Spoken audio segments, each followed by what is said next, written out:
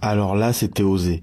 Finir la saison comme ça, c'est quand même osé. C'est un parti pris osé. Moi, franchement, j'ai vraiment hâte de savoir ce que vous en avez pensé parce que moi, je regarde, forcément, quand je regarde l'épisode, je suis un peu en mode, bon, ok, il se passe tout ça, tout ça, tout ça, qu'est-ce que je vais vous raconter, etc. Donc c'est vrai que c'est un épisode où il se passe beaucoup de choses. Mais si j'étais vraiment en mode, j'ai rien à vous raconter spécialement, je regarde juste la série en tant que spectateur lambda, on va dire, entre gros guillemets, je sais pas comment j'aurais pris ce final. Il pourrait vraiment m'énerver. Moi, je sais que dans mon entourage, déjà, il y a beaucoup moins de gens qui regardent cette saison 2 parce que rien que le fait que ça soit passé sur Max, qu'il soit une nouvelle application, enfin, une nouvelle plateforme supplémentaire, que c'est quitté OCS, qu'il y avait un passif avec GOT, etc. Il y a beaucoup de gens, ils ont eu la flemme de se mettre sur Max. Et je pense que le fait absence de spectaculaire entre guillemets, c'est-à-dire de grands rebondissements où il y a des morts choquantes et tout, ça les a pas aidés à passer le cap d'aller sur Max parce qu'ils ont pas forcément entendu parler de trucs choquants sur les réseaux et ça leur a pas forcément donné envie de passer le cap tout de suite. Et finir cette saison 2 comme ça, je trouve que c'est risqué. Alors, on va y revenir. L'épisode, il y a plein de choses qui se passent franchement, voilà, quand tu te dis j'ai envie de parler de cet épisode, il y a plein de choses à raconter. Mais je peux comprendre que juste en ayant mangé l'épisode 8 de la saison 2, là, tu dis ah, je reste sur ma faim. Pour moi, par contre, je pense que il y a de la bonne construction et que quand on aura toutes les saisons à disposition, ou au moins la saison 3 après cette saison 2 et qu'on voudra binge-watcher, ça fera plaisir. Je pense que ça sera vraiment plaisant. Mais là, j'ai vraiment hâte d'avoir vos avis si vous vous sentez un peu flou et tout, parce qu'en plus, franchement, le peu de déplacements d'armée qu'on voit dans cet épisode, on avait quasiment tout vu dans le trailer. Je pense que certains vont peut-être se sentir floués. Mais voilà, peut-être que la qualité de l'épisode, la qualité des dialogues, des avancées personnelles des personnages et des camps pourra vous suffire. Je tiens à préciser que moi j'ai réussi à éviter tous les leaks qu'il y avait pour cet épisode 8 et pour la saison 3. Donc je vais parler vraiment naïvement. J'ai pas vu les leaks de la saison 3, donc forcément j'en parlerai pas là. Et ça m'intéresse pas de les voir. J'ai déjà lu les livres. Si en plus il y a des leaks qui vont m'expliquer exactement ce qui se passe dans la saison 3 dans l'adaptation, ça m'intéresse pas. Parce que là aussi, j'en ai pas encore parlé, mais ça a l'air de prendre une tournure vraiment très différente des souvenirs que m'ont laissé les livres. J'ai pas un souvenir exact, hein. La dernière fois que j'ai lu les livres, c'était à 4-5 ans, et j'ai pas trop la volonté de les lire plus que ça, parce qu'il y a certaines choses que j'ai oubliées, et ça me laisse un peu de suspense. Mais je pense que entre la volonté de pas mettre d'action véritable dans cet épisode 8, et cette volonté qui a l'air de s'afficher de s'éloigner des livres, je pense qu'il y a pas mal de gens qui vont gueuler. Après, il faudra se recentrer sur l'essentiel. Est-ce que ce qu'on évite, est-ce que ce qu'on oublie des livres empêche d'avoir un résultat de qualité? Est-ce que le fait de pas avoir d'action empêche d'avoir un épisode de qualité et de prendre du plaisir à le regarder? C'est sur ça qu'il faudra vraiment se centrer. Quel bonheur de vous rencontrer, Lord Tywin. C'est Thaïlande. Quelle sorte d'homme êtes-vous? Bref, pour parler plus en détail de l'épisode commence du coup avec Lannister, petite vanne sur le nom, petite ref qui m'a fait sursauter, tu vois, 3 heures du mat, mais ça m'a quand même fait sursauter de mon canapé quand j'ai vu ça, c'est vraiment un mini détail, mais petit clin d'œil que j'ai kiffé. On se rend compte que voilà, Lannister il est là pour négocier avec la triarchie. La triarchie de base, ils s'en foutent un peu du blocus parce que pour eux, aller faire la guerre contre le serpent des mers pour pouvoir retourner vendre à Westeros, c'est pas forcément un risque qui est très rentable. Ils préfèrent se contenter de Essos en attendant. Bon voilà, Lannister il va devoir prouver qu'il est digne. La triarchie, ils veulent récupérer les degrés de pierre. On se rappelle, degrés de pierre, c'est Daemon qui avait mené une guerre en saison 1 pour le récupérer et l'offrir à Viserys. Voilà, Lannister, il va un peu galérer, il va avoir des petites situations comiques, il va devoir faire le petit combat debout, il va finir par séduire tout le monde et devenir un géniteur, un reproducteur intensif apparemment. Voilà, c'est une petite scène sympa. Vraiment, ça, c'était cool, tu vois. Ça enrichit l'univers étendu. Enfin, l'univers étendu, j'exagère un peu, mais tu vois, on voit ce qui se passe ailleurs, avec un petit trait humoristique dans la narration. Pour moi, c'était le valider totalement.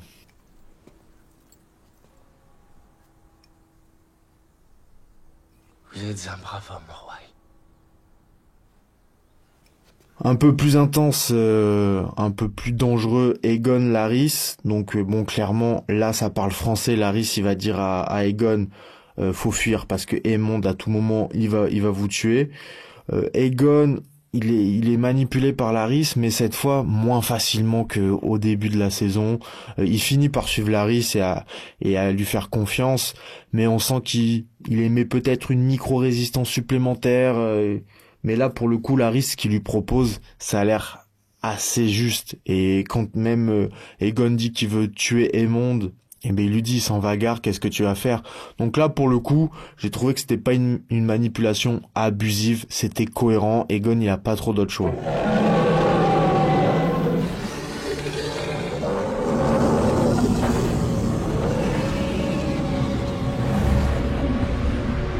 Aemond, vraiment, quelle déception en fait. Vraiment, il m'a un peu déçu. Je le voyais plus intelligent, plus nuancé que ça. On voit direct, en fait, vu qu'il apprécie pas le recrutement des bâtards Targaryens par Rhaenyra, lui il dit, je veux empêcher tous les bateaux de sortir, de rentrer dans Port-Réal. Alors qu'on lui dit, bah ouais, mais les gens, le seul truc qui leur reste pour manger, c'est la pêche. Lui, il s'en fout, donc on verra pas le peuple se révolter dans cet épisode. Mais on peut facilement imaginer que ça va pas faciliter la situation qui est déjà très tendue. Il veut recruter Helaena, donc dans un premier temps, il va choisir l'affrontement, parce qu'on sent son inquiétude. Il dit à Helaena, t'as pas le choix, il va être très agressif, sa mère va s'interposer. Et après, dans un second temps, il va revenir vers Helaena, en essayant de prôner un peu de la douceur, de la psychologie, etc. Helaena, elle va pas du tout vouloir le suivre, ça va être un échec, et on sent que, voilà, c'était une façade un peu ce côté, je viens en douceur, etc. Non, en fait, le gars, il est décevant. Pour moi, il est décevant. En fait, c'est un peu un gros bourrin. Je pensais qu'il allait être plus fin que ça. Certes, c'est un mec dans la sauvagerie et tout ça, mais quand même avec une analyse un peu supérieure. Et là, personnellement, il me déçoit. Je trouve qu'il a pas beaucoup hérité de son grand-père sur certains points. Votre serment ne signifie rien pour vous? Lord Commandant. Plus que vous ne sauriez imaginer, messire. Cet épisode, vu qu'il va vraiment développer les personnages, ben forcément, on va découvrir des facettes des personnages qu'on n'avait pas vraiment vus. Moi, personnellement, Cole, la conversation qu'il a avec le frère de Alicent, parce qu'Alicent, finalement, quand il le menace, comme ce qu'on voyait dans le trailer, c'est juste parce que... Bon, bah, y a Cole qui est en train de renifler le mouchoir d'Alicent, et puis il lui dit, franchement, tu soulèves ma sœur, c'est pas cool. Et là, Cole, il va nous sortir une tirade. Vous savez, ceux qui ont suivi les reviews, là, tout le long de la saison, que je déteste profondément Cole. Mais là, franchement, il m'a un peu touché, le gars. Je me suis laissé avoir, excusez-moi ma faiblesse, mais c'était crédible, c'était réaliste, ce petit discours. Bon, ça va pas devenir mon personnage préféré, mais sur le coup, je l'ai trouvé sensé. Voilà, franchement, c'était bien. C'est ce qui fait que pour moi, l'épisode est bon, c'est qu'on est sur du bon dialogue, du bon jeu d'acteurs, des évolutions plus ou moins cohérentes avec tout ce qu'on a pu voir. Donc vraiment, Cole, c'était du validé, ça aussi. Les nouveaux cavaliers sont une aubaine pour nous. Mais le fait étant accompli, j'ai du mal à dissiper mes appréhensions. Nous ne savons que peu de choses de ces hommes et de leur force de caractère. Du côté de Rhaenyra, la tension entre Jaehaerys et les dragonniers est toujours là. Là, pour le coup, la tension de Jaehaerys, bon, elle est pas surjouée, elle est cohérente. Il nous a expliqué dans l'épisode précédent pourquoi il avait cette crainte envers les dragonniers, c'est que ça favorisait de mettre en avant son côté bâtard à lui, ça pouvait justement le mettre sur la sellette. Il faut avouer que le comportement de Ulf, là, ça va pas aider du tout. On voit cependant, avant de revenir vraiment sur les dragonniers, une petite discussion de Corlys et Rhaenyra, toujours sur le port. Corlys, lui, quitte pas le port, il est prêt à partir, toutes ces scènes sont sur le port, il est devant son bateau, il regarde comment les choses se passent. Il va aussi avoir une conversation avec son fils bâtard, Aline, ça va étoffer le personnage. Moi, j'ai bien aimé ce que Aline il a dit, parce que Corlys, franchement, c'est vraiment un bon personnage. Quand il parle avec Rhaenyra, tu sens l'expérience du mec, il a une stature et tout, mais Aline, il le remet à sa place. Il dit, c'est bien beau de vouloir créer des liens, frérot, mais quand t'avais tous tes enfants, tu me calculais pas, c'est pas maintenant que tous tes enfants sont morts qu'il faut me calculer. Aline, c'est un personnage droit dans ses bottes. Alors, c'est peut-être pas le gars qui va marquer la série, Mais dans la vraie vie, un personnage comme Aline, ça fait plaisir, tu vois. C'est le mec droit dans ses bottes, principe, valeur, il fait pas de vagues, il est là, tu peux compter sur lui, il fait les choses qui lui paraissent justes et en même temps qu'il doit faire pour le bien de tout le monde, pour le bien de la situation générale. Franchement, c'est un personnage qu'on voit pas tellement, qui a pas été tellement étoffé en dehors de cette conversation, mais j'aime beaucoup. J'aime beaucoup, il est dans la lignée toute proportion gardée des Ned Stark, tu vois, s'il avait un autre rôle et une autre exposition, je pense qu'on pourrait vraiment beaucoup l'aimer ce mec-là. Donc on revient un peu sur les dragonniers, on avait vu donc le repas dans le trailer que Rhaenyra organise avec tous les autres dragonniers. Il y a Ulf, lui il est vraiment insupportable, il est à la limite du cliché le personnage, il est là, il est pas impressionné par là où il est pas impressionné par la reine, sous prétexte qu'il a eu un dragon, ça y est, il se croit tout permis.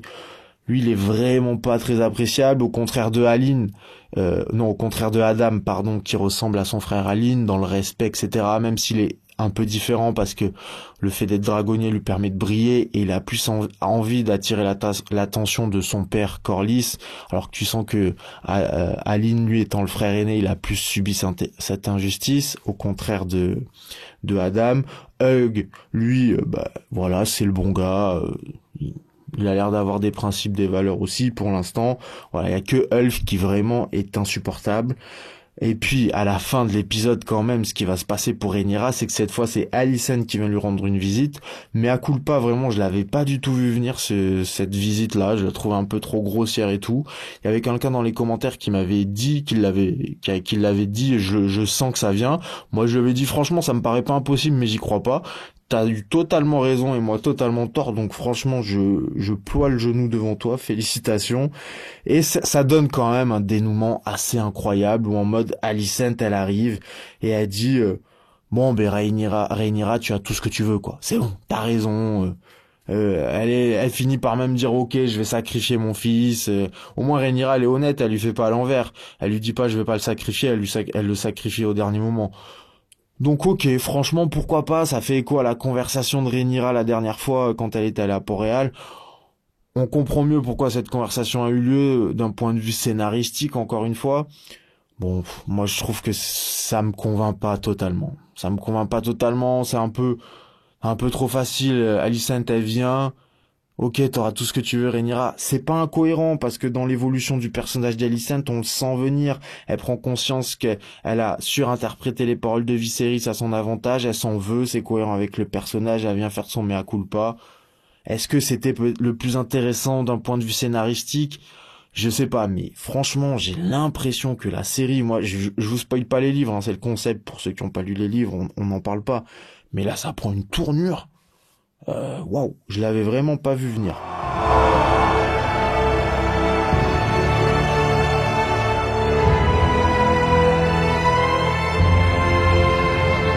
Du côté de Daemon, il y a Sir Alfred là qui a été envoyé par Rhaenyra. Lui on sent qu'il est chaud pour trahir, mais Daemon il est pas trop réceptif parce que Daemon va enfin avoir une vision intéressante. Certes celle avec Viserys c'était pas mal, mais là c'est incroyable. Alice Rivers elle le ramène dans le bois sacré en pleine nuit, elle lui fait toucher l'arbre et là il voit tout.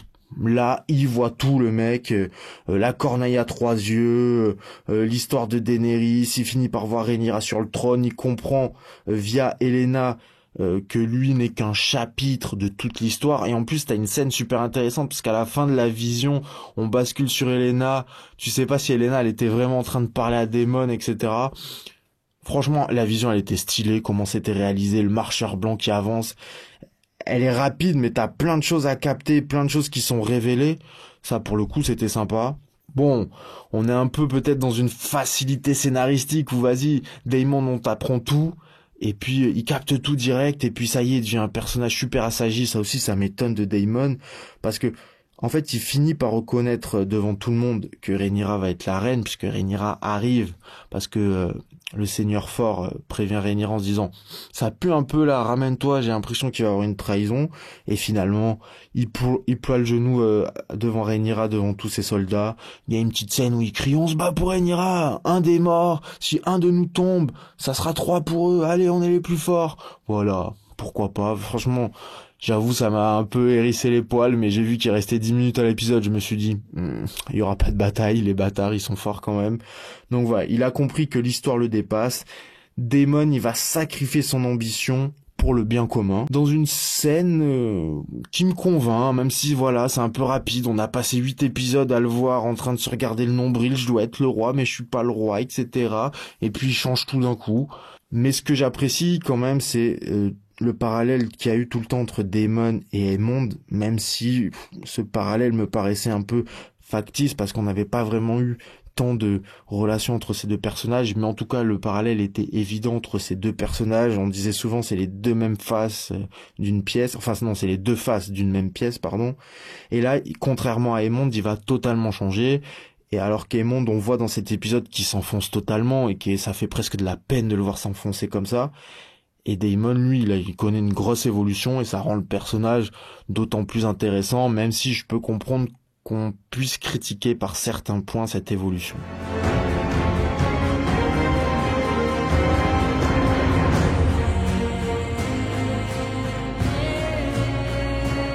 Et pour finir, voilà, on a la scène fin de saison, cette petite musique stylée. J'ai pas parlé des musiques, mais il y en a plusieurs dans l'épisode et dans la saison en général qui sont vraiment cool, qui font monter la pression. Je pense notamment à la scène quand Rhaenyra elle arrive à Harrenhal avec les dragons.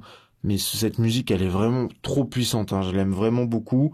Et bref, quand je parlais de la scène de fin, on aperçoit plein de choses. Donc il y a plein de mouvements de troupes qu'on avait quasiment tous vus dans les trailers, enfin dans le trailer précédent. On voit surtout Otto dans une cage, donc il a été capturé. Alors, je m'avancerai pas sur qui, quoi, comment, où. Ça, pour l'instant, ça m'étonne.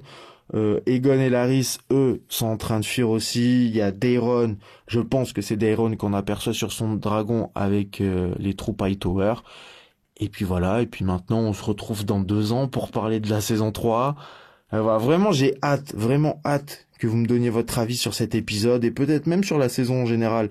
Ça serait peut-être pas mal qu'on se fasse une petite vidéo un peu plus travaillée parce que là, toutes les vidéos, toutes les reviews sont sorties un peu dans l'urgence, etc. parce qu'il faut les sortir assez rapidement et tout.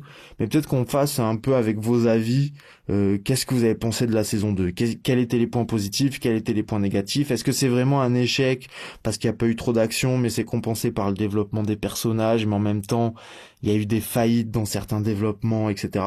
J'aimerais bien avoir vos avis, voir ce que vous en avez pensé dans la bienveillance et tout ça. Juste, ne spoilez pas trop les livres. Si vous spoilez les livres, mettez une petite alerte pour les gens qui veulent rester dans l'ignorance des livres. Et puis voilà, j'ai l'impression que cette saison est passée plus vite, mais c'est normal, il y avait 2 épisodes de moins. Et puis sur ce, je vous souhaite une bonne journée et n'hésitez pas à donner vos avis. Ciao.